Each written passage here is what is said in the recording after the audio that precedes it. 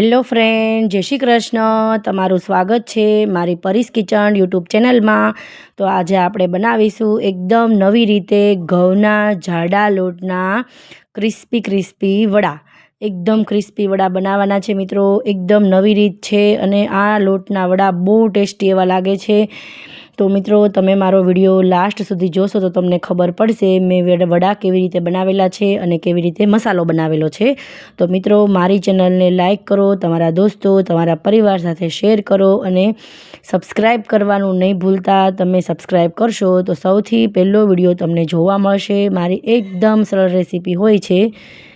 તો મિત્રો, આપણે આદુ મરચાંની પેસ્ટ કરવાની છે સૌથી પહેલાં. અને પછી આપણે આ બાઉલમાં આપણે દહીં નાખીશું. આખો કપ ભરીને દહીં નાખવાનું છે. આપણે આ જે અડધો કપ આવે છે મેં એ લીધેલો છે. 250 ગ્રામનો જે કપ આવે છે તે મેં નથી લીધો. 180 ગ્રામનો કપ લીધેલો છે, જે નાનો આવે છે તે. એ ભરીને આખો મેં કપ દહીં લીધું છે. પછી આદુ મરચાંની પેસ્ટ લઈ લીધી છે. આમાં આપણે લસણ નાખેલું નથી, કેમ કે આપણે ભગવાનને ધરાવવાનું હોય છે શીતળા સાતમના દિવસે, એટલે મેં લસણનો ઉપયોગ નથી કર્યો. તમારે નાખવું હોય તો તમે નાખી શકો છો. પછી 1 ચમચી હળદર, 1 ચમચી ધાણા જીરું અને સ્વાદ પ્રમાણે મીઠું નાખવાનું છે.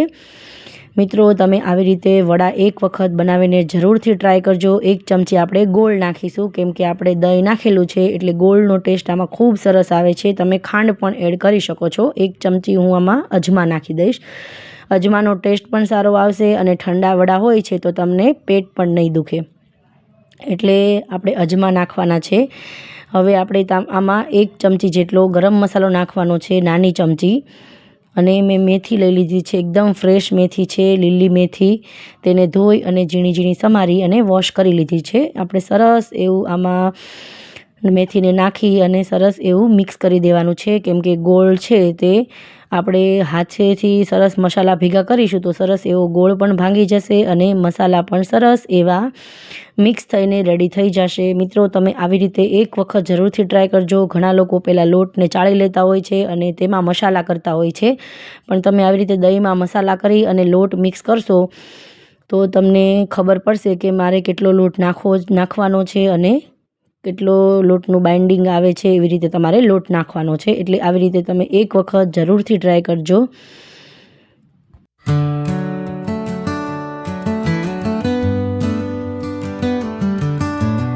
સરસ એવા મસાલા મિક્સ થઈ જાય પછી આપણે ઘઉંનો જાડો કરકરો લોટ આવે છે, ભાખરીનો, જે કાઠિયાવાડી ભાખરી બનાવતા હોય છે તે આ જાડા લોટનો જ ઉપયોગ કરે છે. તો આપણે તે ઘઉંનો કરકરો જાડો લોટ લઈ અને 250 ગ્રામનો મેં આ કપ લીધેલો છે અને સરસ એવો હું ચાળી નાખીશ. એવા 2 કપ ભરીને હું નાખીશ, એટલે કુલ ટોટલ આપણો 500 ગ્રામ જેટલો લોટ થશે. 250 mlનો કપ હું આ 2 કપ ભરીને નાખી અને ચાળી લઈશ.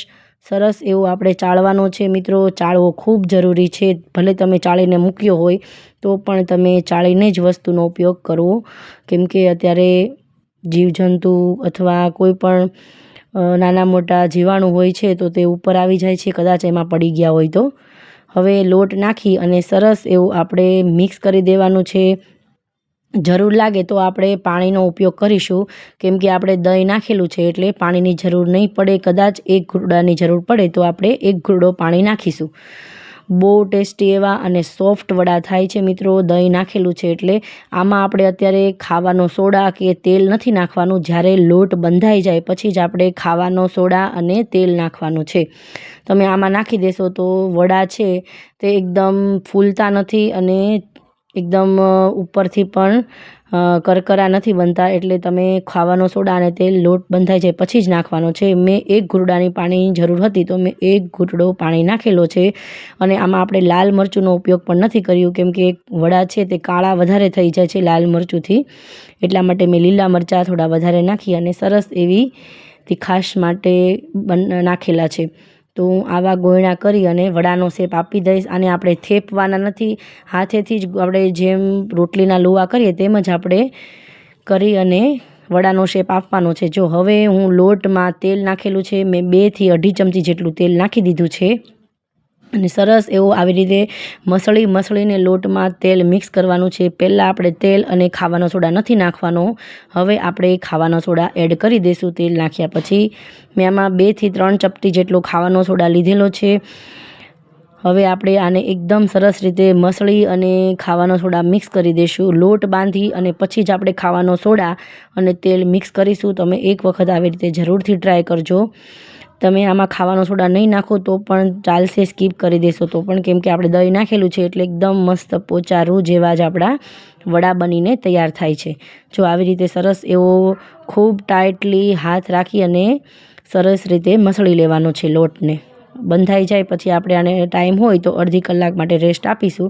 તમારે ટાઈમ ન હોય તો તમે આને ઇન્સ્ટન્ટ પણ બનાવી શકો છો, તો પણ બહુ ટેસ્ટી વડા થાય છે. પાણી અથવા તેલ એક સરસ એવા હાથમાં લગાવી દેવાનું છે આપણે, અને હું નાના લુવા કરી અને આવી રીતે ગોયણા આપણે રોટલીના બનાવીએ છીએ એવી જ રીતે આ વડા બનાવવાના છે, કેમ કે ઘઉંનો લોટ છે એટલા માટે ફટાફટ બાઇન્ડિંગ આવી જાય છે. જો આવી રીતે પછી આંગળીઓના મદદથી થેપી અને ઉપર તલ નાખી દઈશું અને પાછા એને આંગળીના મદદથી સરસ એવા દબાવી દઈશું એટલે તલ બહાર નહીં આવે. જો સરસ એવા વડા આપણે બધા આવી રીતે બનાવી અને થેપી નાખ્યા છે હાથેથી જ. આમાં કોઈ પ્લાસ્ટિકનો ઉપયોગ કરવાની જરૂર નથી. હવે મેં તેલ પણ ગરમ કરવા મૂકી દીધું છે. એક વડું હું નાખી દઈશ. જે આપણે તલનો ભાગ છે તે ઉપર નથી નાખવાનો. જો આવી રીતે નીચે રાખવાના છે તલને, એટલે તલ આપણા ઉડશે પણ નહીં અને બધા છૂટા પણ નહીં પડે તલ. તો મેં ધીમો જ ગેસ રાખેલો છે. એક પણ વખત આપણે ગેસની ફ્લેમ ફાસ્ટ રાખવાની નથી. બધા વડા આપણે ધીમા ગેસે જ તળવાના છે. હવે હું બધા વડા સરસ રીતે નીચે ફ્રાય થઈ ગયા છે તો હું બીજી બાજુ એને પલટાવી નાખીશ. જો એકદમ બ્રાઉન કલરના વડા થાય ત્યાં સુધી આપણે તેને તળવાના છે. મિત્રો, તમે આવી રીતે એક વખત વડા ટ્રાય કરજો, બહુ ટેસ્ટી એવા લાગે છે. આ વડા તમે ઘણા બધા મકાઈના લોટના કે જુવારના લોટના બનાવીને ખાતા હોય છે, પણ તમે ઘઉંના જાડા લોટના વડા બનાવશો તો તમારે 2 થી 3 દિવસ ટેસ્ટ પણ એવો ને એવો રહેશે અને ખૂબ ખાવાની મજા આવે છે. તમે આ 2 વડા ચા સાથે સવારે પણ ખાઈ લેશો તો તમારું પેટ લાંબો ટાઈમ સુધી ભરેલું રહેશે અને બહુ ટેસ્ટી એવા લાગે છે આ વડા. 8 થી 10 દિવસ માટે તમે બનાવવા હોય તો પણ બનાવી શકો છો અને 2 થી 3 દિવસ માટે પણ ખાવાની ખૂબ મજા આવે છે.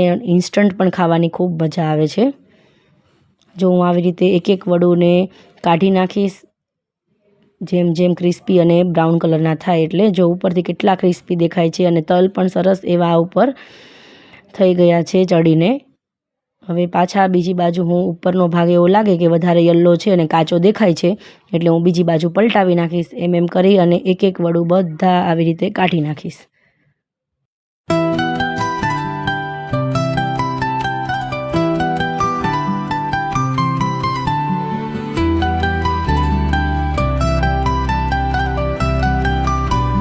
મિત્રો, તમે આ એક વખત જરૂરથી ટ્રાય કરજો. હજી એકવાર કહું છું, બહુ ટેસ્ટી એવા વડા બનીને તૈયાર થાય છે અને ખાવાની ખૂબ મજા આવે છે. ગરમ પણ ભાવે છે અને ઠરી જાય તો પણ સરસ લાગે છે. એકદમ પોચા રૂ જેવા વડા બને છે. આપણે દહીંનો ઉપયોગ કર્યો છે અને ખાવાનો સોડા થોડોક નાખ્યો છે એટલે સરસ ફૂલીને પોચા રૂ જેવા આપણા વડા તૈયાર થયા છે.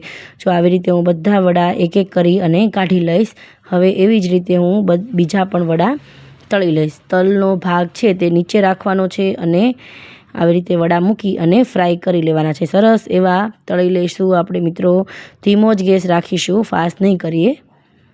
તો મેં બધા વડા આવી રીતે તળી લીધા છે. મિત્રો, તમને મારો વિડીયો કેવો લાગ્યો તે કોમેન્ટ બોક્સમાં એક પ્યારું કોમેન્ટ કરી દેજો.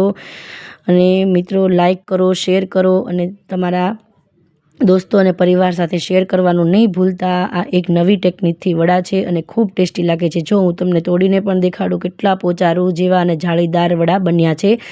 આ એજેડ વ્યક્તિ ખાય તો પણ સરસ એવા પોચા છે મિત્રો આ વડા. હવે હું એક ડીશમાં પણ ગોઠવીને તમને બતાવું. જો લુક પણ કેટલો સરસ આવેલો છે અને ખાવામાં એટલા ટેસ્ટી છે આ વડા.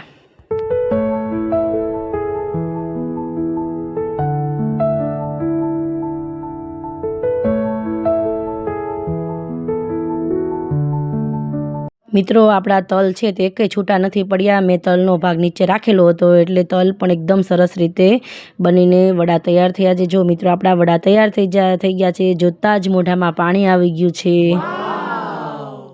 મિત્રો લાઈક કરવાનું નહીં ભૂલતા, લાઈક કરો, શેર કરો અને તમારા દોસ્તો સાથે સબસ્ક્રાઈબ પણ કરજો મિત્રો, કેમ કે આ વિડીયો બનતા બહુ વાર લાગે છે અને ખૂબ મહેનત લાગે છે. તો આપણા ક્રિસ્પી ઘઉંના કરકરા જાડા લોટના વડા તૈયાર થઈ ગયા છે મિત્રો. એક લાઈક અને એક સબસ્ક્રાઈબથી બહુ સારી એવી પ્રેરણા